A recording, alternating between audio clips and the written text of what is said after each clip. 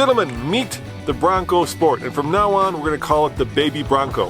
It has as much in common with the Bronco, and let's call that the Big Bronco, as it does with this Raptor. In other words, it doesn't have the big suspension, it doesn't have the ground clearance, it doesn't have the big tires, it doesn't have the locking diff, the disconnectable sway bar, and most importantly, it doesn't have a low range like this Ford Raptor. So in this video, we're going to take it up Tombstone Hill and we're going to find out just how good it is. But I want you guys to understand that it is not by any means a big Bronco, just like it's not a Raptor. Okay, now that we've cleared that up, let's get rid of the Raptor. And Tommy, take us through what the Baby Bronco brings to Tombstone. Well, the Bronco Sport is based on the Ford Escape, and as such it shares the same engines. There's a 3-cylinder and a 4-cylinder turbo. This one is the 2-liter 4-cylinder turbo with 250 horsepower. That's pretty cool. Now this is a first edition Bronco Sport, and it's got some pretty neat off-road goodies for being such a small crossover. Stuff like recovery points in the front. It has a skid plate underneath for the engine and transmission, although here in the front you'll notice a big kind of plastic cover for the radiator, which is a little bit surprising for an off-roader. Now along the side here, Falcon Wild Peak tires. That's good to see. These are about 29 inches tall, and overall ground clearance is right at 8.8 inches. Here in the back, we've got skid plates for the fuel tank, and then all the way back here, no recovery points in the bumper, but we do have a tow hitch. I interrupt this video to let you know about this week's TFL Bids bargain. We have some really cool trucks and SUVs available for sale. And in this case, it's a 2005 Jeep Wrangler, but it's not a TJ, it's actually an LJ. Very, very rare. Some people call it the holy grail of Wranglers. Straight 6 engine, longer wheelbase, a little bit more space on the inside. It's in really great condition, low miles, and it's available at tflbids.com at no reserve. And also Nathan gives us a personal walk around of this Jeep to show you the exact condition that is in. And also, we're gonna have up to 3 vehicles, trucks or off-roaders, available on the site for sale every single week. So please submit your truck or a 4x4 off-road SUV. You could sell it right there to like-minded enthusiasts at tflbids.com. Here we go, up the true side of Tombstone Hill. It's super steep, nice and loose. It will be a good test of the all-wheel drive system. Now the way this car works, driving around every day in town, it's primarily a front-wheel drive car. But there's a little butler that lives underneath the hood, and when he deems fit, he'll send some power to the rear axle for some 4-wheel drive action. Now, why will he send power out there? Maybe there's some slippage in the front wheels, maybe you've gone full throttle. It's up to him, he can decide. Let's see how it works on the TFL Slip Test. Alright, so this is the TFL Slip Test. Basically, we get various wheels stuck on purpose in these rollers to see how the all-wheel drive system and traction control system work to get us unstuck. The first test is the front wheel slip test. The front wheels are going to be stuck in the rollers, and basically what's going to need to happen is a clutch in the power transfer unit will have to engage to get us unstuck. So I'm going to go into neutral, let the vehicles settle, and then into drive and see how the vehicle gets unstuck. Make sure we're nice and settled here. Alright, good. Now this is just normal mode. Foot off the brake in 3, 2, 1. Onto the throttle. Almost no slippage. So that tells me the all-wheel drive system was engaged from the get-go and we were able to roll on off. Pretty good.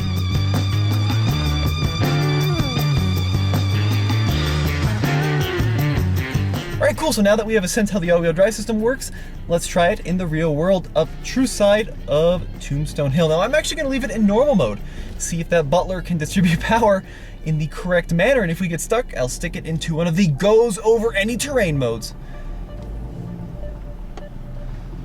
Now I think most folks are probably just going to leave the Bronco in normal mode anyways.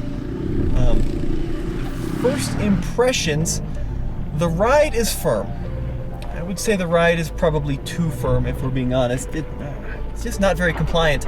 You can let some air out of the tires, that'll soften it up, give you some more traction, but yeah, it's a little bit too hard. But I will say, we are picking up wheels because it's an independent suspension vehicle, and it's doing a good job of distributing power to the wheels with traction. I'm actually quite impressed so far. All right, we're starting to get a little bit more stuck. I know it doesn't look like it on camera, but this is a seriously steep hill. Even in normal mode, it's doing a good job of figuring out where to send power. I'm gonna get it nice and off kilter up here. See what happens. So far, so good. Now with the independent suspension, there just isn't a lot of flex. Basically what that means is it picks up wheels left and right, picks them up quite frequently, because it just doesn't have the articulation of a solid axle. But even still, we made it up in normal mode. That's a steep and loose hill. Some other crossovers have been challenged by that. The Bronco made it look easy. Looks like the combination of off-road tires, which have a lot more grip, and of course a smart all-wheel drive system which allocates power to whatever wheel has traction and then brakes the wheel that doesn't, did a great job of getting it up that hill. But one of the cool features of the Bronco is something called trail control. Let's give it a whirl. I'm going into mud and rut, and if I click this button right here, trail control will be engaged, and then I can use cruise control to actually maintain a constant speed. This works both going up and down hills, which is pretty cool. It's kind of like off-road cruise control. Let me go to 3 here. Now you can see it's going to try to maintain 3 miles per hour, and it's a very hands-off system, so I just set it and forget it. It's pretty cool. Now going downhill, not much visibility out of the front of the Bronco Sport. It's got a very tall hood and you sit pretty low in it, but luckily we do have a front-facing camera, which means I can get a sense of what's in front of me. There we go, picked up a tire. Nice and tall there, but we are doing well. So far doing pretty darn good, but let's go ahead and step it up a notch. Let's try the diagonal slip test and see how the Bronco Sport responds to getting more stuck in a controlled environment.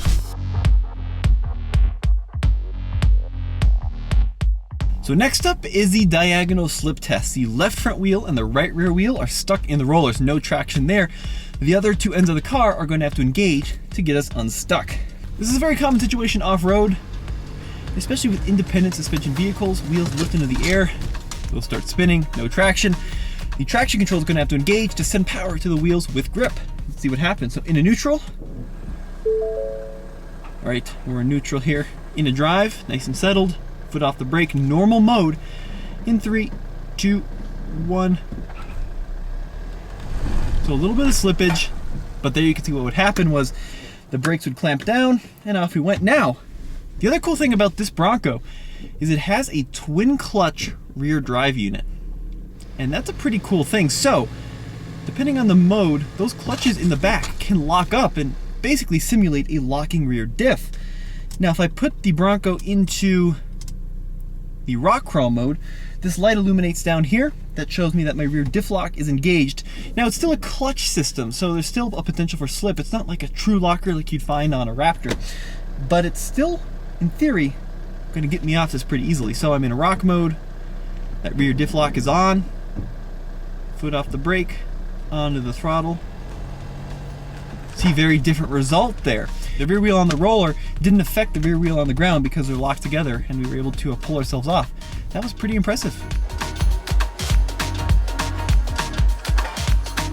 So this is there, and you can tell it's a little bit more rocky. It's off camber, puts a wheel or 2 up in the air, and this is what makes this a little bit more difficult. Now, a vehicle like the Raptor, or I suspect the big Bronco when it comes up, this would be kids play for, but soft roaders really do struggle here because without a low range and without enough suspension, they have a hard time putting power down and, you know, keeping the wheels planted, just because you run out of power and you run out of suspension.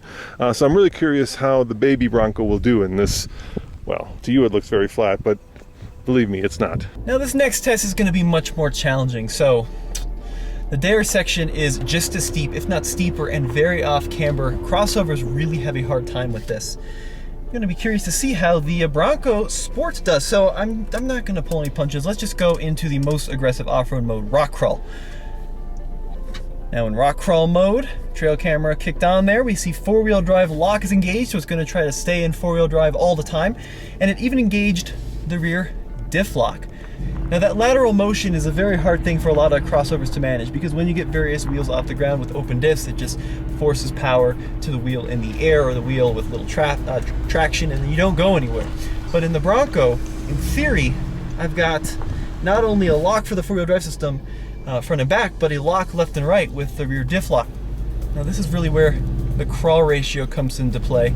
This has an 18-to-1 crawl ratio, which isn't bad for its class, but compared to a true off-roader, it's not amazing. Like a full-size Bronco is something like an 80-to-1 crawl ratio, but even still, the little turbo, it's got a lot of torque, a lot of low-end torque.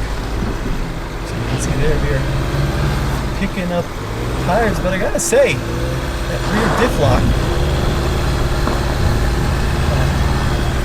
seems to be looking like a dream. That right there was an incredible result. That was really actually very impressive. All right, Tommy, call me impressed, dude. That was really good. Yeah, that was impressive. It didn't struggle with that at all. I was amazed. Here, I'll try to go down it. Take it nice and slow. This 8.8 inches of ground clearance seems to be plenty. Even for pretty moderate terrain here. And the approach and departure angles also seem to be very good. That was pretty impressive for a little guy.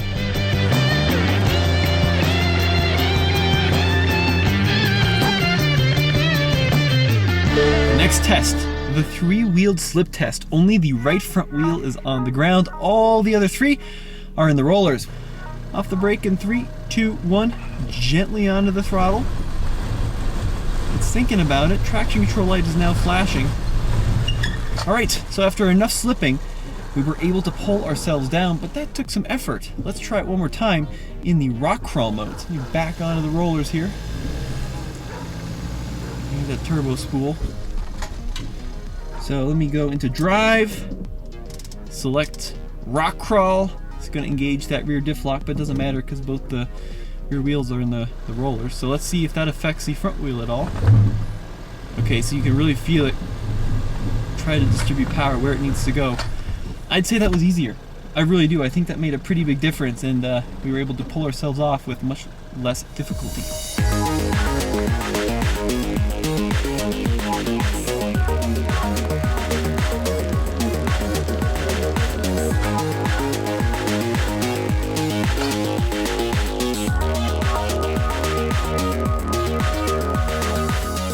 This is the 3-wheeled slip test. Only the right rear has traction. Normal mode. Foot off the brake. It's trying to shift on me, but we're staying in the rollers. More throttle now. Wow, okay, so we were able to get off even in normal mode. That is impressive, but let's try the rock crawl setting, where basically we lock up the rear diff. Now, depending on the Bronco Sport, you have a couple different all-wheel drive systems. This is the top tier one with the liquid-cooled clutch in the middle for the all-wheel drive, and then dual clutches in the back. The standard one does not have liquid cooling in the middle, and it only has a single clutch in the back. But let's go rock crawl mode. All-wheel drive lock engaged, rear diff lock engaged. We are settled into neutral, into drive. Let's see what's happening. Now let's try one more time. I want to try the mud and ruts setting. That's going to engage the all-wheel drive lock, or the four-wheel drive lock as Ford calls it, but diff lock is off, and this should allow a little bit more spinning. Let's see what happens in a drive. Okay, yeah, so you can see a lot more spinning, a lot more freedom from the traction control before it pulled us off. But regardless of the mode, this thing is kind of a beast, at least on the rollers. It's a really impressive all-wheel drive system for a small crossover, and we were able to get off even on the hardest 3-wheeled slip test in normal rock and mud and ruts with really little difficulty. Whew. I mean, Subaru, you've got some competition. Symmetrical all-wheel drive, I don't think is as good as this. I'm going to say it right now. I've tested the Crosstrek on the same test. It didn't perform nearly as well as the Ford system. The different goat modes are cool, and especially the trick rear diff in this works pretty well. Let me go into mud and ruts. All right. I think that's good. Yeah, that'll turn traction control off. Okay. Engage the four-wheel drive lock. Let's see how it goes. Man, go through it, man. Give it your best. If we get stuck, we can always use the Raptor to pull ourselves out, right? I suppose, Dan. So far, so good. Yeah, so far, so good. Yeah, it's working pretty well. Yeah, nice. Yeah. Oh, look at that. Not too bad at all there. Oh. Definitely plowing a little bit underneath. You know what this is going to stop it? It's a ground clearance. With being high-centered, is that what you're saying? Yeah, we can get high-centered in this. Well, it's only like 8.8 inches, right? Yep, that's a good point, Dad. It's doing okay. Yeah, so far so good, and it's nice and, well, it's pretty small, so you can kind of pick your way through. Made it through that part. Yeah.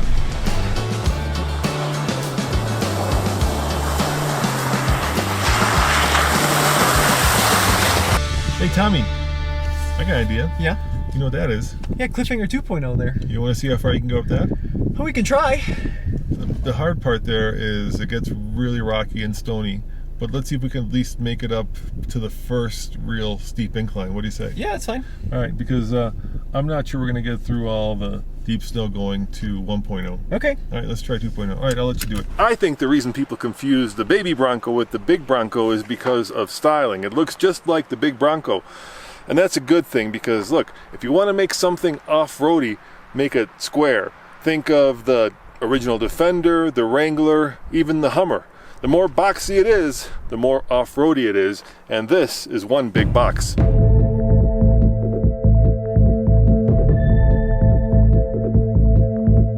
All right, see if you can make it to the pine tree, dude. All right, let me go into mud and ruts. I think that'll be the best. No, not sand. Mud and ruts. Remove the parking brake.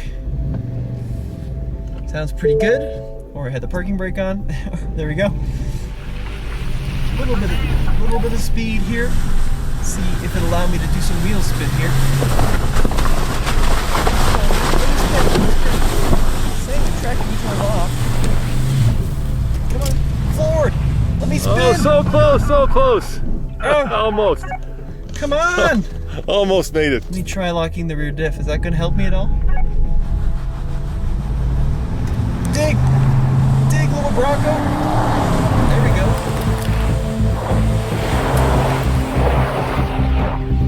Come on! There we go! Woo! Look at that! Sweet! We did it! We made it to the pine tree! It took a little bit of work, but he made it. Now you can turn around. All right, here we go. See if we can make it down that same muddy mess.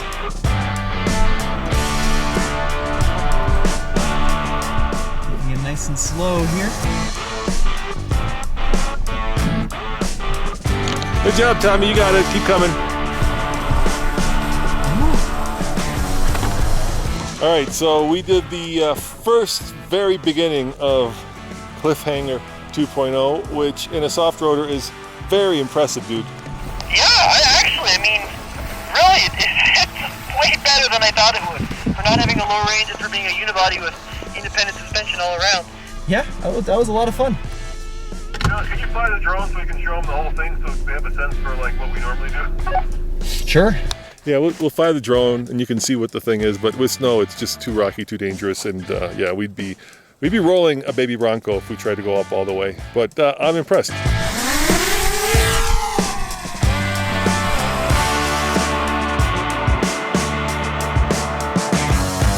Dang, dude! That baby Bronco took everything we threw at it. I was actually super surprised by how well it did out on the trail. You know, choose your drive modes, and it did well in the slip test, it did well in the rock crawl, and it did pretty well in the snow too. Yeah, so I can't wait for the big Bronco to come out, because if that's any indication, I think Wrangler's got some competition, my man. Yeah, for sure. Well, let us know what you think in the comment section below, and as always, this has been Tommy. Oh, wait, we've got one more thing. What's that? The price, almost 40 grand.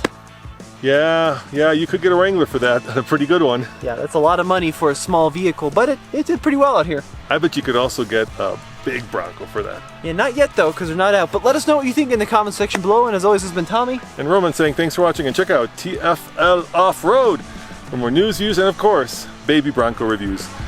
See you next time.